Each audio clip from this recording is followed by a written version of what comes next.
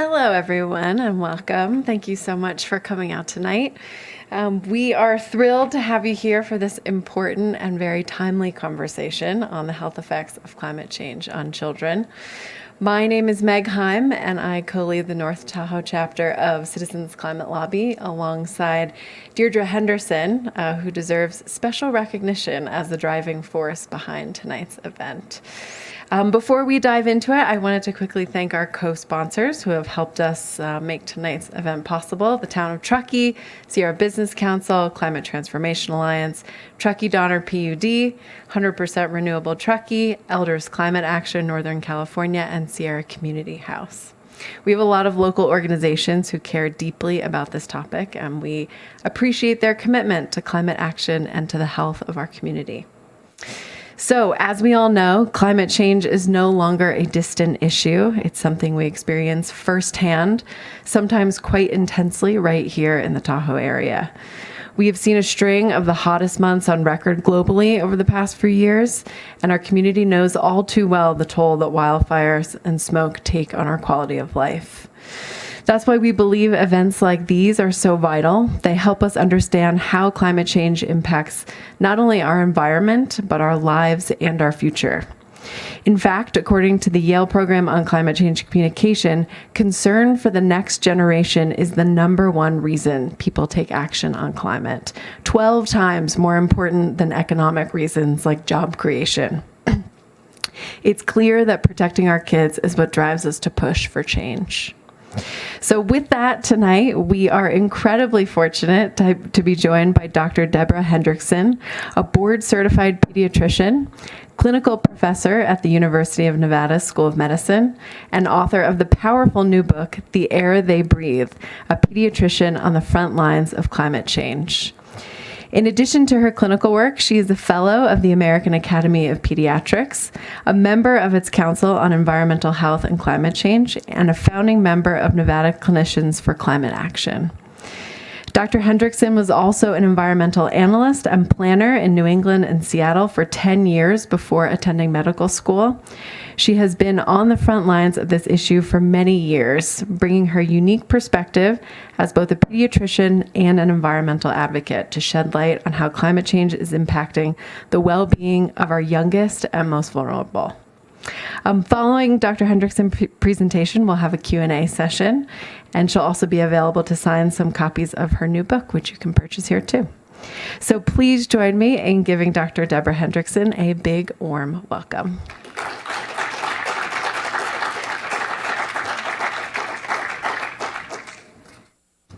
Thank you all for coming, and thank you, Meg, for that introduction. That was very nice.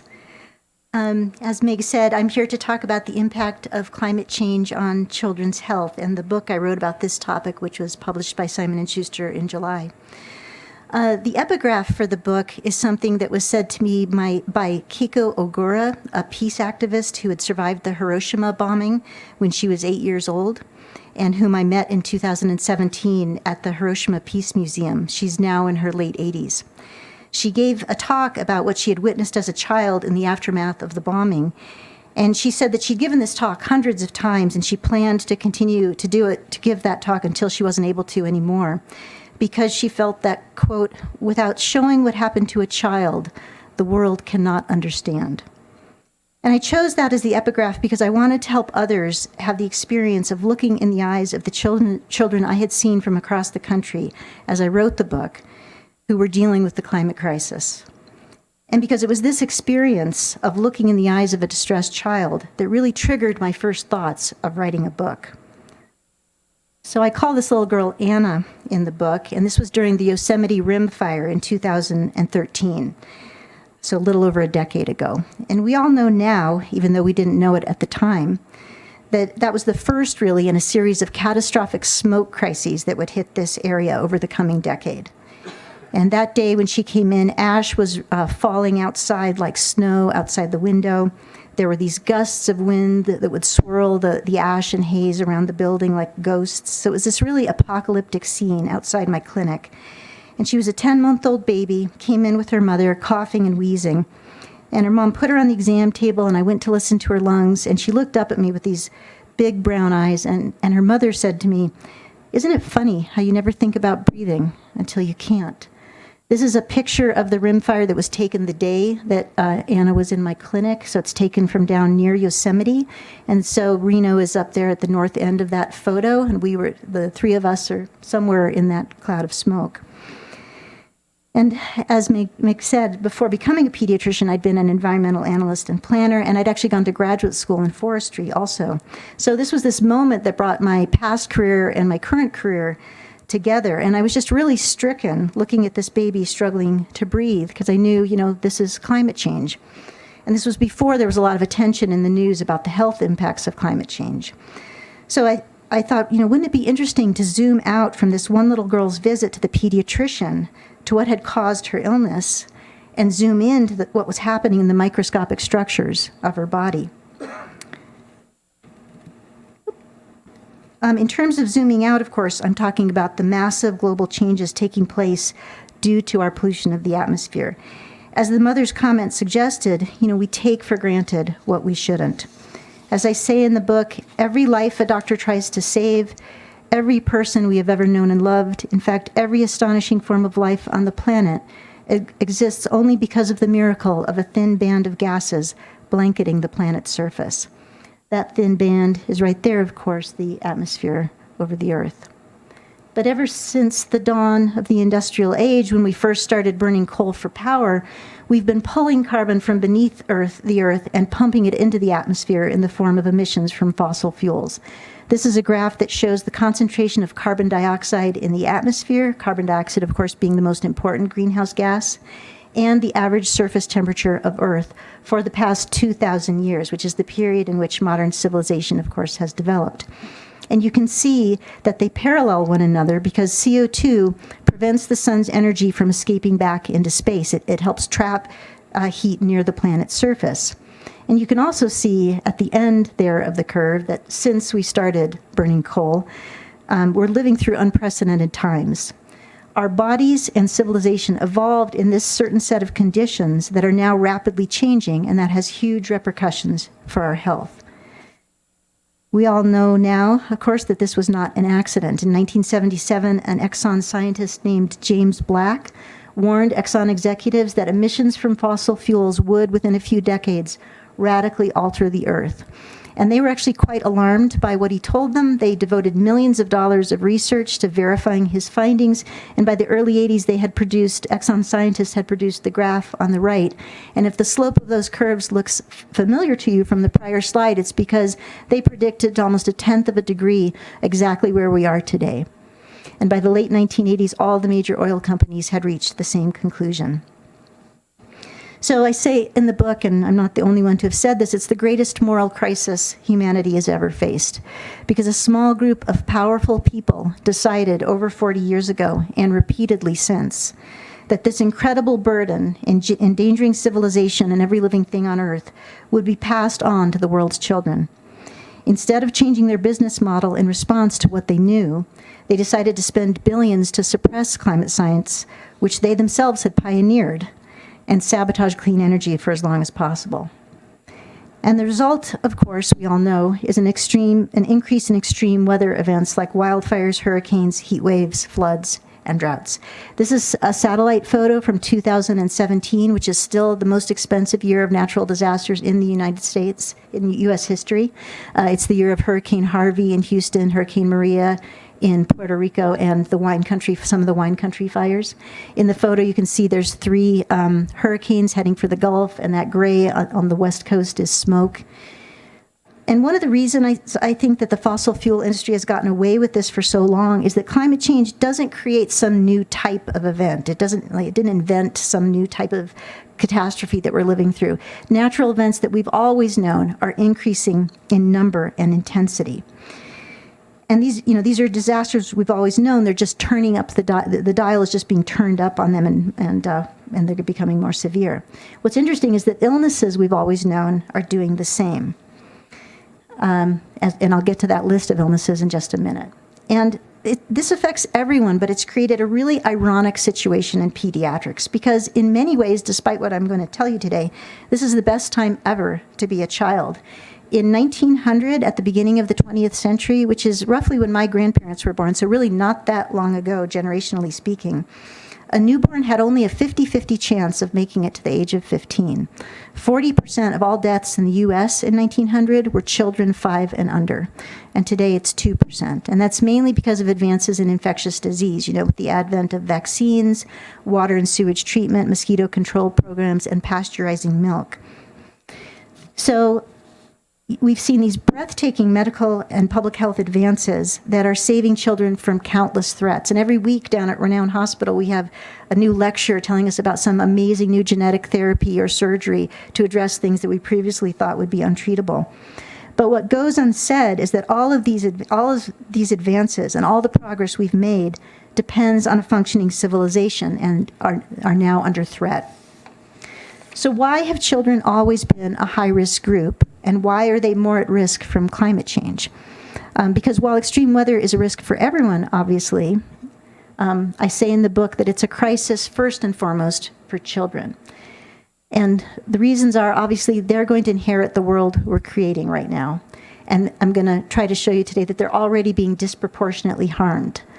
Babies and toddlers are most at risk. One group of researchers estimates that almost 90% of the global disease burden of climate change is falling on those under 5 years old. And that's partly because they took into account the life years ahead of these kids. So when you injure a young child, of course, there's a lot more life years that could be affected than if you injure someone who's elderly. Pediatricians often say that children are not just small adults. They have a different physiology. Their bodies work differently in ways that make them more susceptible to environmental harm. They're smaller, of course, and that has implications for how a dose of air pollution or heat affect them or their ability to escape in a disaster. Their behavior, immaturity, and dependence on adults creates some unique risks. But one of the most important reasons that small children especially, are at risk is that their organs and systems, like their immune system, are still forming and growing. And this last point is especially important because children's bodies and minds develop through interaction with the world. And the two organs I spend the most time talking about in the book are the lungs and brain, which literally form through interaction with the air they breathe, the quality of the air they breathe. The brain also forms, of course, through a child's experiences and relationships. But this brings up one of the themes of the book, which is that children's bodies and all our bodies are inextricably linked to the atmosphere. Every time we take a breath, every time we drink water, we're pulling the atmosphere into our bodies. And every cell of the body contains water and oxygen. So we literally carry the atmosphere within us, and yet we never think about it. And I want to read an excerpt from the book that's about this issue. And just to set this up, this is from the introduction, and it's after the Carr and Mendocino complex fires had left the area covered in smoke for weeks, and shortly after the city of Paradise had burned down.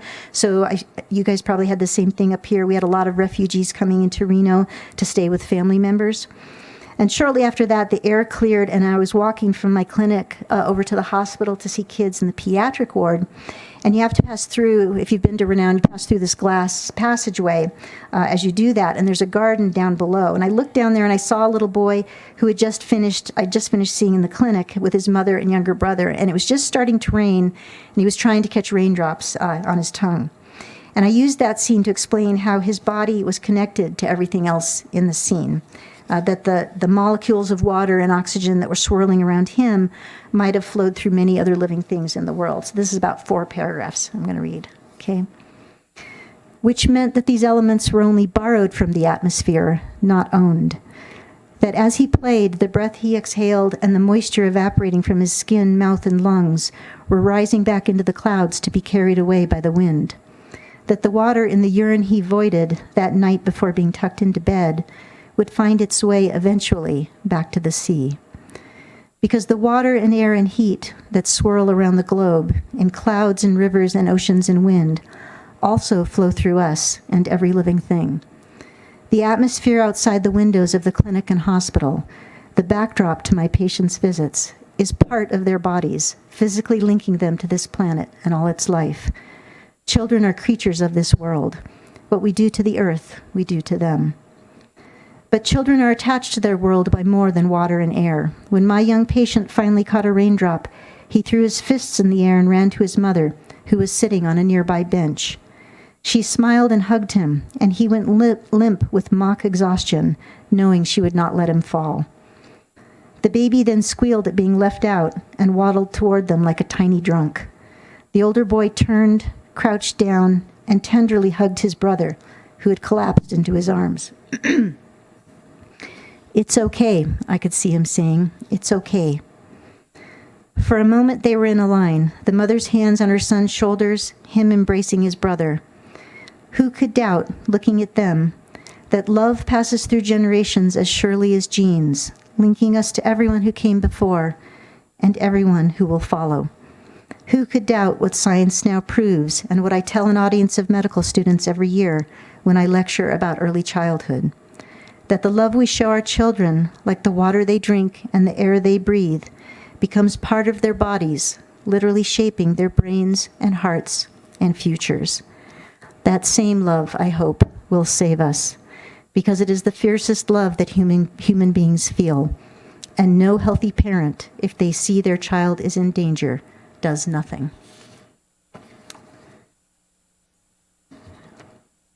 So what are the health threats that kids are facing because of these changes? I'm not going to talk about all of these today, but I'll hit some of the ones that are affecting us most in this area or in the country right now. Infrastructure damage and loss to the healthcare system, just to infrastructure in general. Air quality degradation in the form of wildfire smoke, urban ozone or smog, and allergens. Heat illnesses, the trauma of natural disasters, abuse and neglect, conflict and migration, infectious diseases, food and water insecurity, and anxiety and depression or climate grief. So just a quick note about health infrastructure damage and loss. In this slide in the upper right corner, that's a Memorial Hospital in New Orleans. If any of you have read 5 Days at Memorial, that's the hospital that that book was about. On the left, that's the Feather River hospital evacuation during the Camp Fire in Paradise. Both of those hospitals never reopened. Under the worst case scenario, 1 in 12 hospitals worldwide could be at risk by the end of the century under the worst case sea level rise. Under the best case scenario, what we already expect in terms of ice cap melting and sea level rise, hundreds of hospitals on the Gulf and Atlantic coasts are endangered. This photo on the left is from Hurricane Helene just this past month. And because obviously roads and supply chain are also important to providing health care. The patients have to be able to get to the hospital. You have to be able to get supplies to the hospital. Right now, there's a nationwide shortage of IV fluids. All of us who work in hospitals have seen the notices because Hurricane Helene damaged the factory that produces 60% of IV fluids in the United States. So we're going to have to start to rethink the distribution of how we produce supplies. Air quality is another big issue, which has affected our area a lot. As you know, the two main pollutants that people talk about in this context are short-term particle pollution, which is in the smoke from wildfires, and ground-level ozone or urban smog, which is rising due to higher temperatures because the ozone forms with emissions and heat. Reno is now, unfortunately, one of the most polluted cities in the country. In the most recent State of the Air report that's produced by the American Lung Association, we were the 6th worst for short-term particulates from smoke and 19th worst for ground-level ozone. We're also the fastest warming city in the U.S., which probably a lot of you know. We're not the hottest, of course. That would be like Phoenix, Las Vegas, Miami. But our temperatures are rising faster than anywhere else in the country.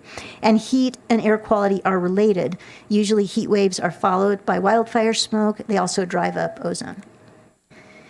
So I want to talk a bit about particles, which are the main threat in wildfire smoke that we've all dealt with around here. Fine and ultrafine particles, which are microscopic soot and droplets, get bound to heavy metals and toxic chemicals that are in the gases in the smoke. And they can invade the body. And the smaller the particle, the more invasive and dangerous to human health. The diagram here, the graphic shows that the finest particles, called ultrafine particles, which are densely packed into wildfire smoke, don't stop at the lungs. They can invade into the bloodstream and reach any organ in the body, so the brain, the heart, the kidneys.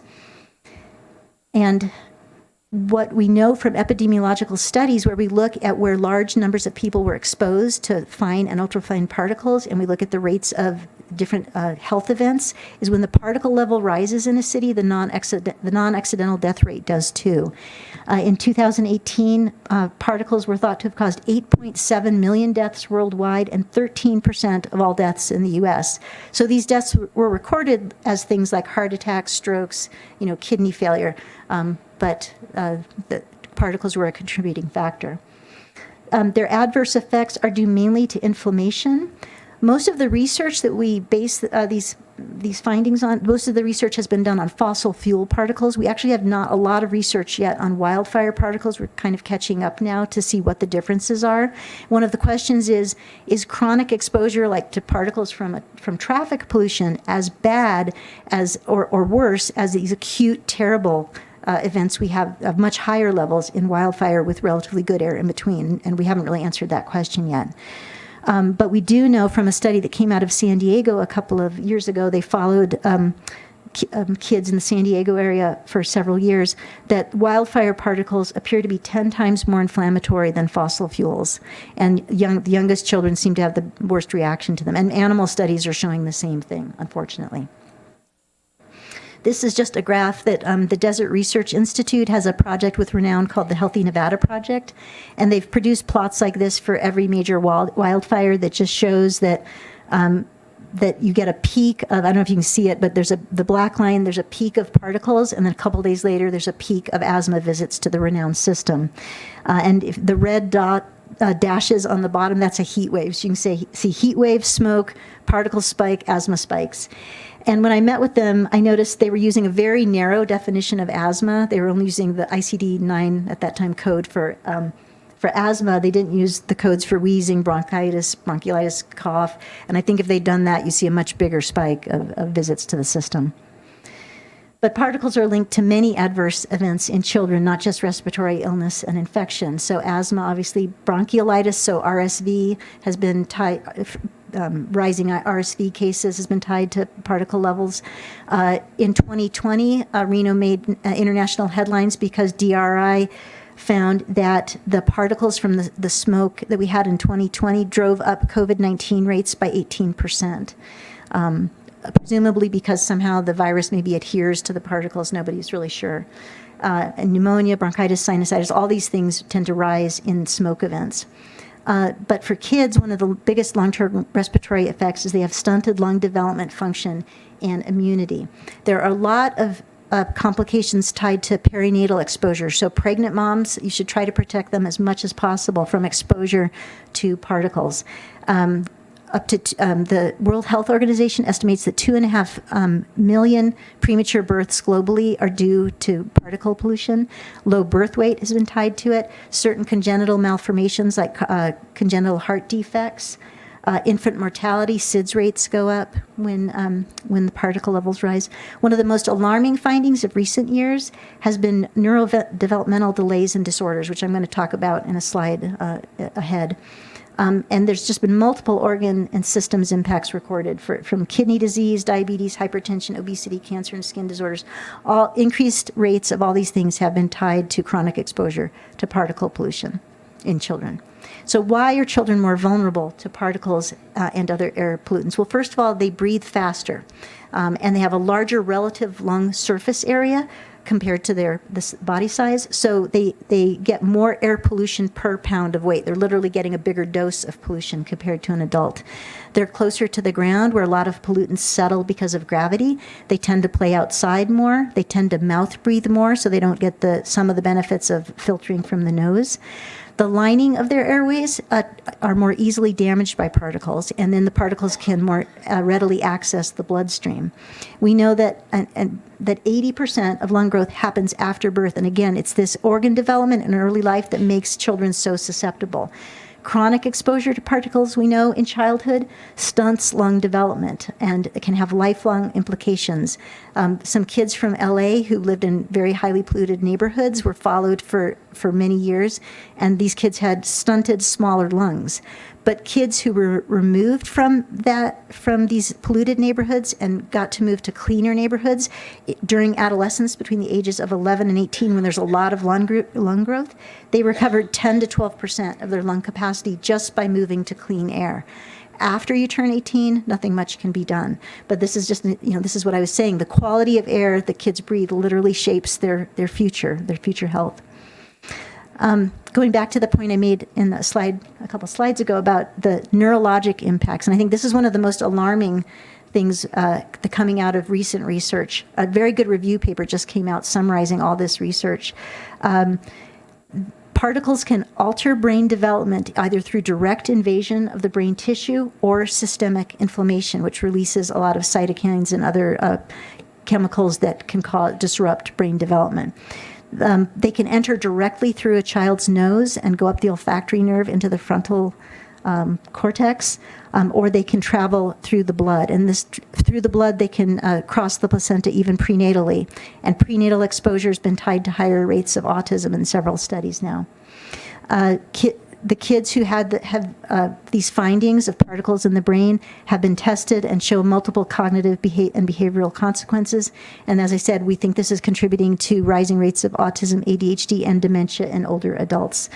And why are kids so susceptible? Again, it's because most brain growth happens before age 3. And this makes fetuses, babies, and toddlers especially susceptible. So what should parents do to protect their kids? The first is to get the air quality app for your phone. Probably all of us here have it. This is an actual screenshot of my phone during the Dixie and Caldor fires in 2021. For any child over 100, they should probably stay indoors. If you have a kid who has asthma or some other medical problem above 50, they should probably be staying indoors. On the upper right there, that's a MERV 13 filter. If you have an HVAC system that's strong enough for it, that filter will filter out a lot of the particles. So you can install that in your central air conditioner. The bottom right is a freestanding air filtration, air purifier. That's my favorite. It's called the Coway. It will remove almost 100% of particles from a large room in 30 minutes. And it was rated #1 by the New York Times also. If your child is old enough, wearing an N95 mask when you go outside. If it's a smaller child, a damp baby blanket over the car seat can help filter out some of the particles if you have to go somewhere. And all these advice for parents slides are summarized on the handout that I brought on the back. Just wanted to say really quickly a word about common allergies are also worsening. This is just ragweed. There's others. There's a lot of them, but ragweed's the most famous and the one that causes probably the most problems economically for people. Ragweed pollen levels, geographic range, length of season, and potency, the potency of the allergen itself, are all climbing due to rising carbon dioxide and rising temperatures. And ragweed pollen levels have doubled in the U.S. over the last century. The graphic on the upper right, just shows how much the pollen season lengthened in the decade between 1995 and 2015. In Reno, since 1970, pollen season has lengthened by 99 days. So it's not your imagination. The allergy seasons are getting worse and worse. So moving on to heat illness, 2023 was the hottest year ever recorded in human history. 2024 is likely to be hotter. This graphic shows that the frequency and duration, as well as the season in which heat waves can occur and their intensity, have all been increasing steadily over the last 60 years. The two major types of heat illness that we worry about, of course, are heat exhaustion and heat stroke. And I won't go through the specifics of this because you probably have trouble remembering it anyway, but the main thing with heat stroke is altered mental status. If you see somebody who seems really altered or confused or dizzy, you're in a life and death emergency. The main thing with heat illness is speed. You want to respond as quickly as possible, get them into water, get them cooled off, get them in air conditioning, have them drink. But minutes, if you're in a heat stroke situation, minutes can make the difference between life and death. And even if you get them into the hospital, I tell the story in the book of it can take months to recover from all the tissue damage. So it's a really life-threatening situation. But heat's impacts, a little bit like particles' impacts, are not always recognized because they're insidious, you know. A 2022 Harvard study of 47 pediatric ERs across the country showed that visits by children to these ERs jumped 17% in heat waves. And it wasn't just heat exhaustion and heat stroke, it was all kinds of things. Many conditions increase or exacerbated. Asthma, as I mentioned, because air quality can be worse. Diabetics can have higher blood sugars, epileptics, more seizures. Kids with cystic fibrosis have trouble because their sweating is abnormal. You see more kidney dehydration and renal disease. Certain cardiac conditions like pulmonary hypertension, those kids can get into trouble on a hot day. There's a lot more vomiting and diarrhea, and SIDS rates have been reported to rise in heat waves. The kids are also at risk from adult behavior in heat waves. More mental health issues for parents as the temperature rises, more domestic violence.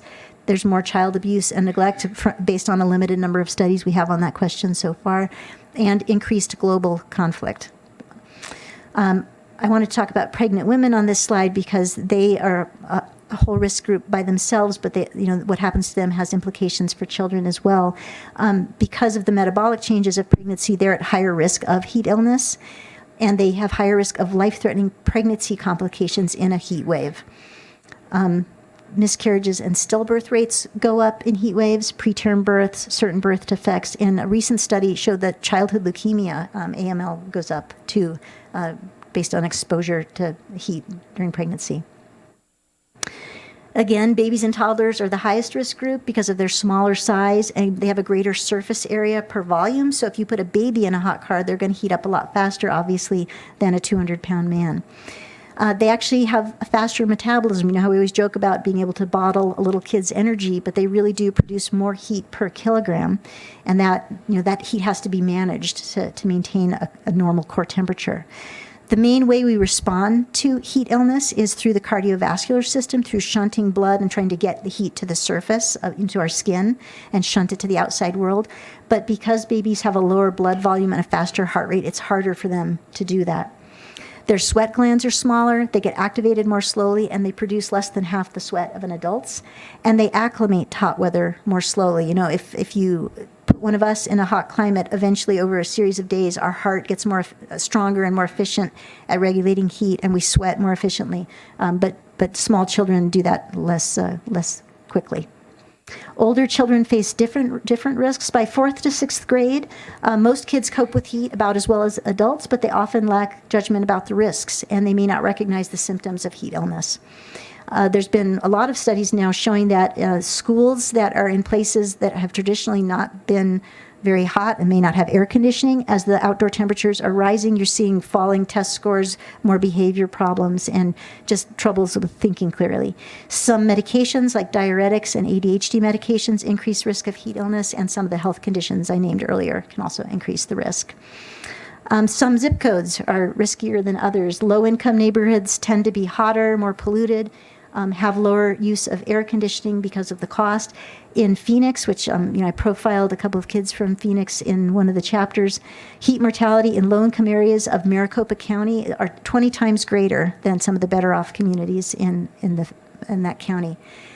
As I mentioned previously, temperate cities like Seattle and Portland have low rates of air conditioning. And like when they had their massive heat wave in 2021, they had hundreds of deaths because people didn't have any way to cool off their houses.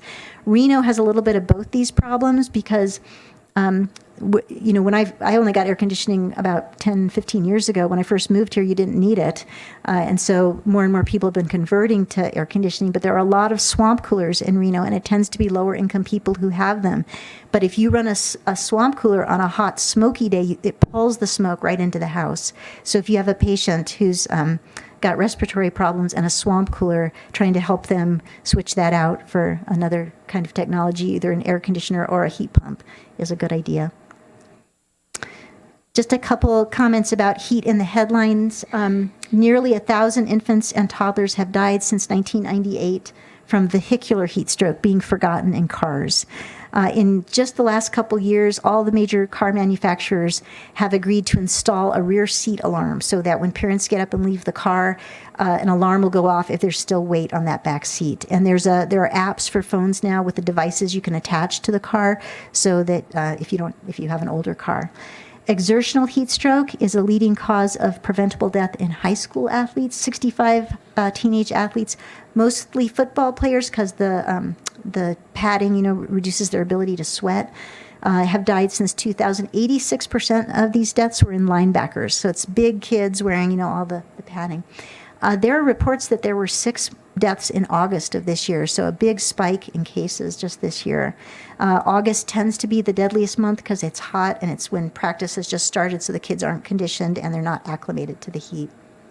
And I just wanted to say a little bit about the hidden costs of a hotter world. This is a playground in Phoenix. One of the scientists that I interviewed and profiled in the book did research to just see how hot the surface of these playgrounds in Phoenix get during the summer, and it was 180 degrees, so they can't be used. The kids can't go outside because they'll get burned on this playground equipment. And a hotter, more dangerous, smokier world means that kids are going to be spending more time indoors, less outdoor time, less time in nature, which means more screen time, more obesity, metabolic syndrome, So another thing to think about. So advice for parents about heat. There's a new heat app called heatrisk.gov that's pretty good. It gives county by county warnings and advice for what to do to protect your family. If you're outside, drink a lot of water, take shade or air conditioning breaks with the kids, know the signs of heat exhaustion and heat stroke, do your errands or exercise in the morning, avoid the hottest part of the day, get that rear seat alarm in the car. If your kids are in sports, talk to coaches about heat, especially football coaches. Encourage hydration. Some kids think it's a sign of toughness, or it's going to impress the coach if they go without water. But obviously that's a dangerous thing to do. They're supposed to have cooling tubs on the field, but in Reno, most of the coaches do not. So if one of the kids shows signs of heat stroke, they can immerse them in cold water. And it's advised that they get what's called a wet bulb globe device, which is not a thermometer combined with something that measures humidity, wind speed, and solar intensity. So it gives you an idea of the actual heat risk, heat index, not just the temperature. And finally, the coaches should follow the National Athletic Trainers Association guidelines for heat. So in the past month, of course, we've seen terrible disasters in Western North Carolina and in Florida, twice in Florida. Children face unique risks in these disasters, both because they have a higher risk of physical harm because of their smaller size and immaturity. Little kids can't reach the doorknob to rescue themselves. Kids under 16 can't drive the car to get away. They also have a higher risk of mental health and learning problems because of their developing brain. And kids have not tended to have higher mortality in most of these disasters because parents are protecting them and getting them out of the way. But we do have some concerning evidence that these events are becoming a growing source of adverse childhood events and toxic stress, which is severe stress that's not comforted by a caring adult in the child's life. Most kids in these events are resilient. They will go through a short-term period of distress and recover, but there have been exceptions to this. Children of Katrina, these were a large group of children who were displaced by Hurricane Katrina from New Orleans, and those kids even 10 years later had high rates of PTSD, anxiety, depression, ADHD, academic failure, and substance abuse. And there have been studies of kids from all kinds of disasters, Hurricane Andrew, Hurricane Sandy, big wildfires in Canada, and people have tried to figure out what is it that makes a child suffer kind of long-term psychological harm from being in a disaster. And it looks like it depends primarily on the parents' reaction, their functioning, how well they're doing after the disaster, how depressed they are, anxious and upset, how much they've lost. But it's also, and it's also influenced somewhat by what the child witnessed during the disaster. If they felt that their family's life was in danger, if they witnessed somebody being hurt or killed, if they lost a pet, any of these events will tend to lead to longer term symptoms. And then if they end up in a shelter and homeless, lose their school, those kinds of after effects. But what seemed to be especially important in all the studies that have been done is what had happened to these children before the disaster. So we know that children who've had a prior history of trauma, like if they've lost a parent or if they've been through a prior natural disaster, those kids are much more at risk of having longer term enduring symptoms of PTSD and depression. So advice for parents and around here, the major disaster would be probably a wildfire. So pay attention to your own mental health, reassure the kids that you'll stay with them and protect them. There's a book series put out by the National Child Traumatic Stress Network, which is a good resource for parents about all kinds of things having to do with helping children through traumatic experiences. And so I recommend that series for kids who are going through this. Give your children tasks to help the family if they're old enough, so support their sense of agency and competence, and avoid leaving kids with non-family. Over 5,000 kids were separated from parents in Katrina, and it took 6 months to get the final kids reunited. Finally, I just wanted to say a word about anxiety and depression. Anybody who sees teenagers these days knows that climate grief or climate anxiety is not far beneath the surface for a lot of kids. A Lancet survey showed that 60% of teens and young adults are very worried about the climate crisis. But my advice for parents on this is to, help the kids join with other kids or other people and take action. That action is the antidote to despair. And the schools are an excellent place to start. There's all kinds of federal money right now for decarbonizing schools, for putting natural playgrounds, not those plastic hot playgrounds, but natural playgrounds on school campuses, and for electrifying school buses. Washoe County only has 2 electric school buses, but there's $5 billion in federal funds right now that we could down there. And I don't know Truckee situation, how many you guys have, but throughout the country, school districts could be doing this, and kids could be involved with their school pushing for this and advocating for these changes. So all those advice for parents things I went through, those are examples of what we can do to adapt to what's happening. But the other part of what we have to do is prevent things from getting worse, which is called, mitigation or sustainability. And Michael Mann, who's a very famous climate scientist, talks a lot about urgency and agency. We have to impress upon everyone needs to understand the urgency of the moment we're in. We must cut carbon dioxide emissions in half this decade to have a chance of avoiding going above 1.5 degrees of warming with no or limited overshoot. And that 1.5 degree threshold is important because it's considered the temperature at which the multiple trigger points would be tipped, tipping points in the Earth's climate systems that we wouldn't be able to recover from. And multiple analyses have shown that even though it sounds impossible, because this has taken so long to get even where we are now, that it is technologically feasible. It would, in fact, save trillions of dollars in damages and create millions of jobs. Stanford did a huge study in 2022 of 140 countries, and they laid out exactly how this could be done. And multiple people have made the point, all the barriers now are political. They're not technological. So it's a matter of mobilizing, getting active, and doing what we can do. So parents must fight for what I call the possible world. The final chapter of the book is called The Possible World. It's about what we could have for kids if we all fought. And I wanted to make the point, too, that when I was talking about all the health impacts of fossil fuels, even if these fuels were not causing climate change, they create so many public health problems. The Lancet, which is a major medical journal, said that climate change is not just the biggest health crisis of the 21st century, it's the biggest health opportunity because all the benefits we would yield from switching to clean energy. I think it's useful to just look at the greenhouse gas sources in your state or in the country. This is Californians. It just helps me organize my thoughts about how to target action to try to reduce emissions. So you can see in California, transportation industry, if you combine the electricity, agriculture. So these are just ways to target your own activities and look at your community and see what you're doing about each of these things. So this is just a short list of activities one individual could do to address the different areas on that chart.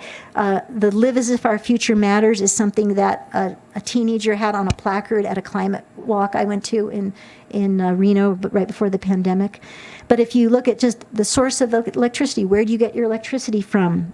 Do you have the option of choosing your local utilities green option? In many places in the country, you can just click on, go to the menu on your utilities website and select all green energy for your house without doing anything to your house and just a small fee per month.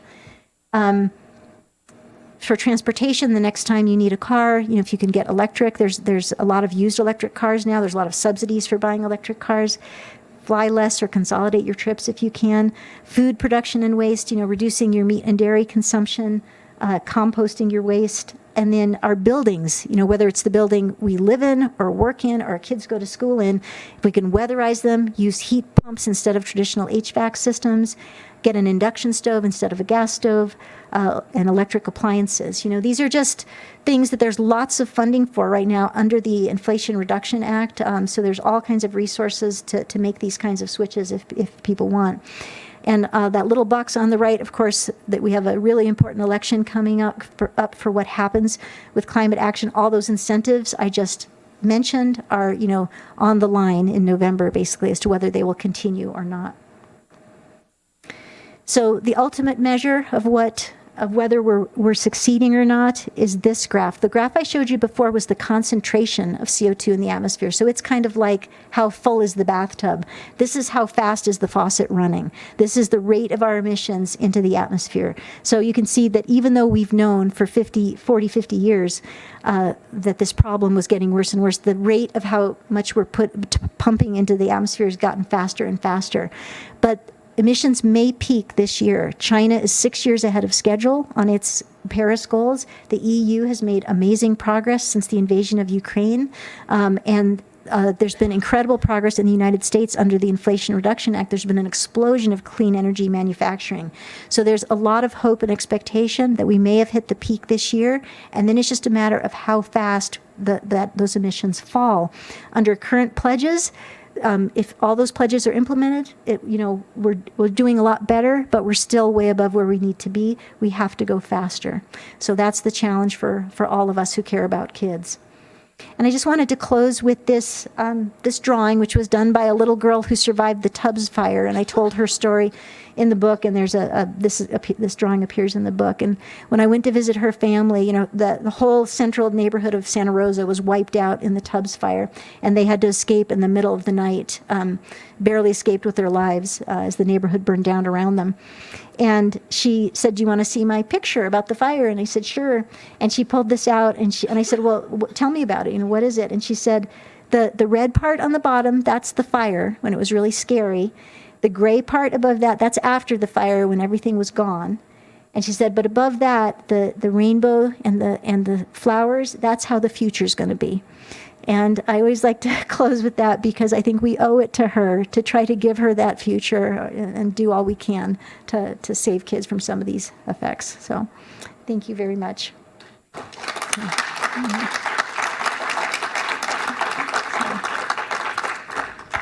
you have any questions?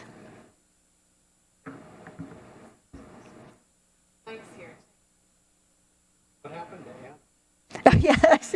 Yeah. She appears at the end of the book, too. She came in during the Dixie and Caldor fires, having another asthma exacerbation. And I kind of use her and her future, like I predict her future decade by decade, if we meet these goals, the possible world she could have in the future. Yeah. Yeah. But she still comes to my practice. So.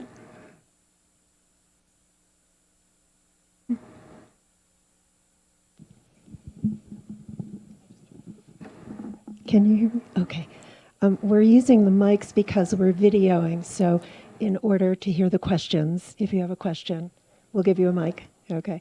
I wanted to ask Dr. Hendrickson, we don't hear a whole lot from our medical providers about these risks, especially for our children. What can we do to make sure that this becomes part of our medical conversation? I think that timing, like season, is like I usually approach this topic in the spring and summer with patients, and I think that would also be a good time, like before spring hits, to go to local physicians and give them some of the materials we have. Like the handout I have that shows they could have that in their office to give to families, telling them what they can do in their own lives to both protect their kids and reduce their own greenhouse gas emissions. I also have a flyer that Nevada AAP helped me produce that tells people about how to decarbonize your home and all the incentive programs that are available.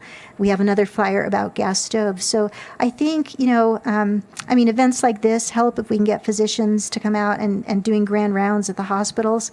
But a lot of physicians are hesitant because it's become a political topic and they don't want to have any conflict with their patients. But if you approach it just as, hey, this season is coming up, it's going to be fire season, a hot summer, allergens.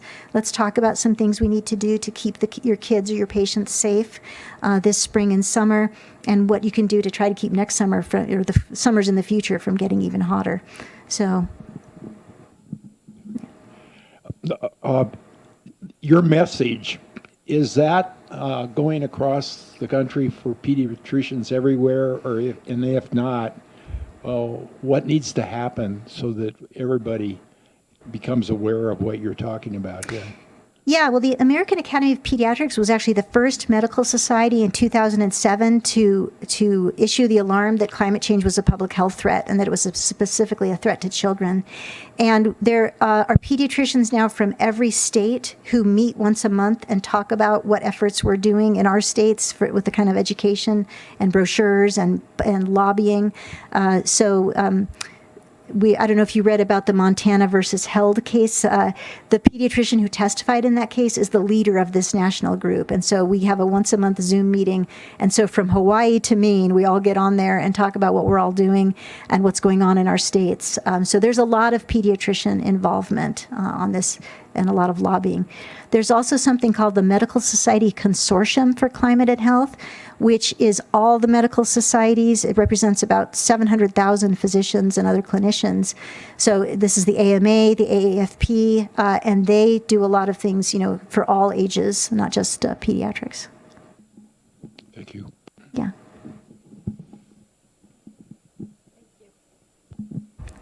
Hi, I'm a local school teacher and I teach science K-5.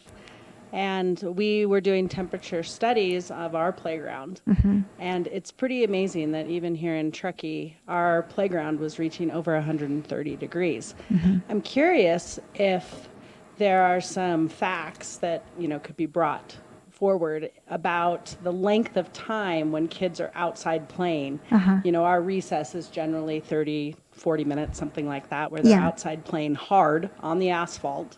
How quickly can they develop heat exhaustion, heat stroke, all of these things? Because I'm trying to bring more trees to our playground and get rid of some of the asphalt and work towards those goals, but it's hard here to bring more trees because of wildfires. Right.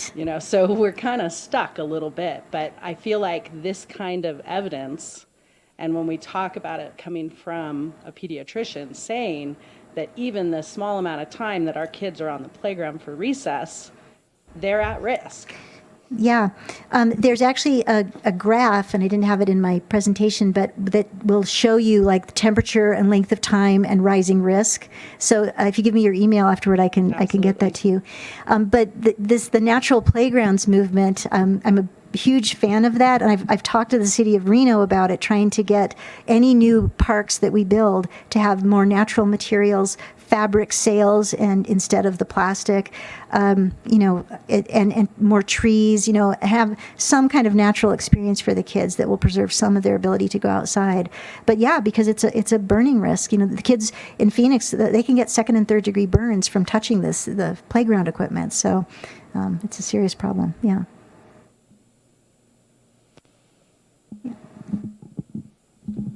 Doctor, in your opinion, do you think the recent history of the wildfires, all the different disasters, has it been of sufficient impact that it has actually changed most climate deniers' minds? Because I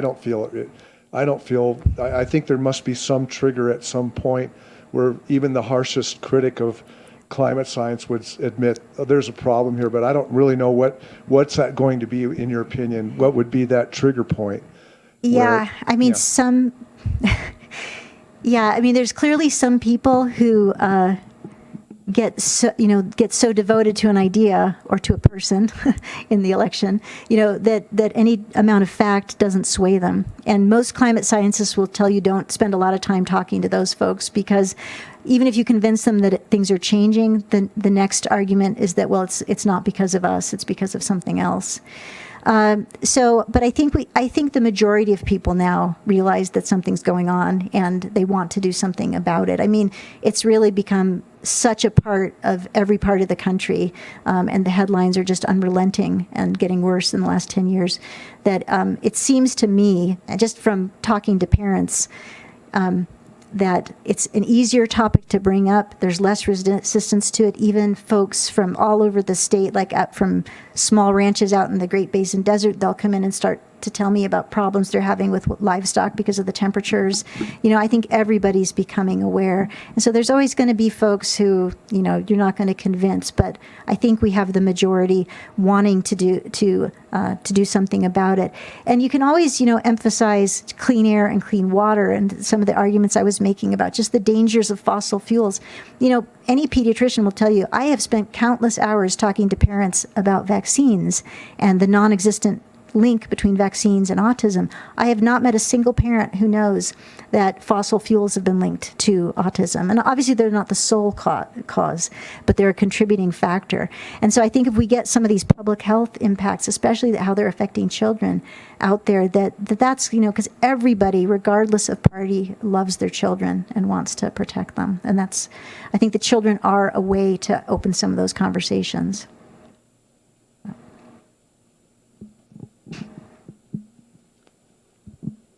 Okay, I'm trying to get this question out.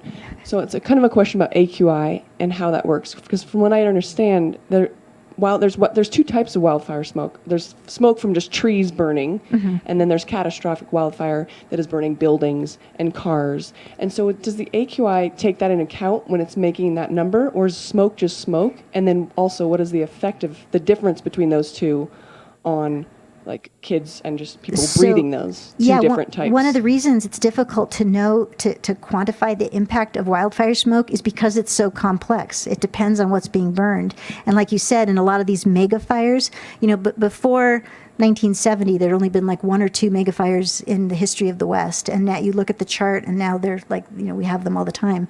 But those fires produce very complex smoke. But the AQI is based on the level of particulates in the air, the level of different pollutants in the air. So it really doesn't matter where it came from. They're measuring the actual content at their air monitor. And that's what it's based on. So.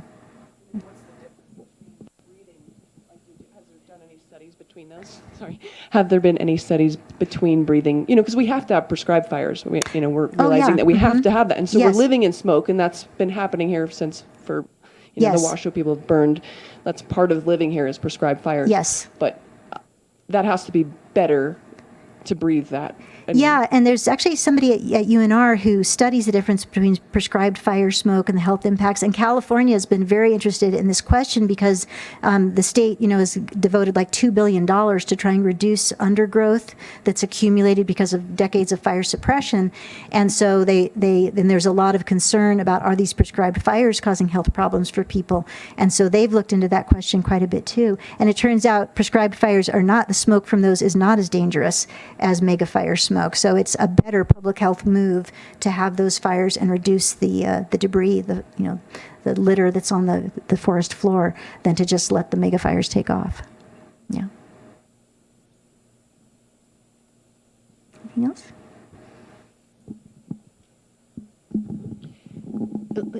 It's so fun to have a teacher in here and to be talking about playgrounds. It's lovely to hear about it. I know Phoenix was doing a lot with cool pavement. And I remember stories of dogs who chose to walk across the stripe of cool pavement rather than get onto the regular pavement of the street. Would that be an effective tool for playgrounds? Yeah, anything that is, and painting asphalt gray or light gray is another thing that some cities are doing. Phoenix had a test run of that. They're trying all kinds of things. They're putting a lot of solar panels over parking lots because, in a car in Phoenix, the interior temperature is, unsurvivable within like half an hour. So yeah, that's a great idea. That would be one of the things you could do on a playground for sure. Mm-hmm. But maybe grass if you can get it. Yeah. So. Anybody else? All right. I just wanted to mention to everyone who's here, if you live in the Tahoe Truckee Unified School District, that we do have a group of young people, the Tahoe Youth Action Team, it's the youth division of our local chapter of Citizens Climate Lobby, that is working very hard on getting our school district to commit to decarbonizing its buildings and its transportation. They presented a resolution to the school board in April of 2023.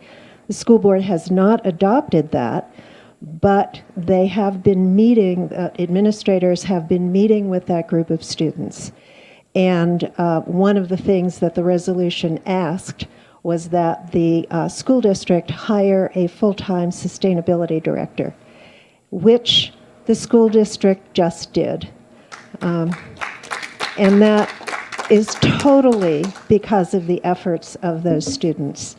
And the superintendent the students and told them that they were the motive force behind that. So they're continuing to meet, they're continuing to meeting with the sustainability director, and we hope that eventually they will convince the school board to also pass the resolution so that there's a real public commitment to decarbonizing the operations of the school district. So if any of you have any interest in that, please see me, because we need people to continue to appear at school board meetings to push for that action. So That's great. Yes, we also have some books as well from Dr. Hendrickson, and she is willing to sign them if you are interested and you don't have it yet. I saw a couple people with their copies here. So yes, thank you again, everybody, for coming too. Really appreciate it. Hope you walked away with some new learning that you can take home to your families and share with your neighborhoods and throughout our community. Thank you. Thank you so much, Dr. Hendrickson.